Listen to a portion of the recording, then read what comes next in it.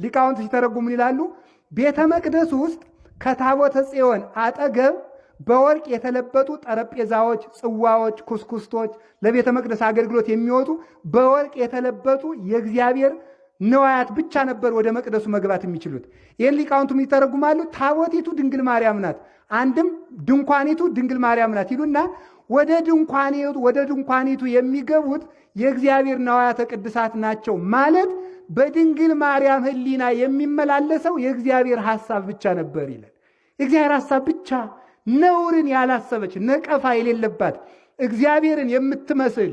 ታዲያ ምን ማለት ነፍሴ በመድኃኒቴ በእግዚአብሔር ደስ ይላታል ብላለችና እሷም መበደል አለባት ይላል አንዱ። ነፍሴ በመድኃኒቴ ያለ እንዳይኖርባት ስለጠበቃት ነው እንጂ ኑሮባት ስላዳናት አይደለም። አሁን እኮ አንድ ሰው ዳንኩ የሚል ተበልቶ ሲድን ብቻ ነው ሳይበላ ሲቀር ነው? ሲነገሩ በስንት ነው? ተበልቶ ሲድን ነው አይደል? አሁን አንድ ጅብ እየሮጠ መጣባችሁ። የአንድ ጅብ ሰውየው አባሩ አዳናችሁ። ስለ አዳኔ ትላላችሁ አትሉም። ስለዚህ መዳን ሁለት ወገን ነው። አንደኛ ቆስሎ መዳን፣ ሁለተኛው ደግሞ ከመቁሰል መዳን ማለት ከመቁሰል መዳን። ስለዚህ ድንግል ማርያም ነፍሴ በመድኃኒቴ ስትል እንዳይኖርባት ማለት የሔዋን ደዌ እንዳይኖርባት ስላዳናት ነው እንጂ ኑሮባት አይደለም።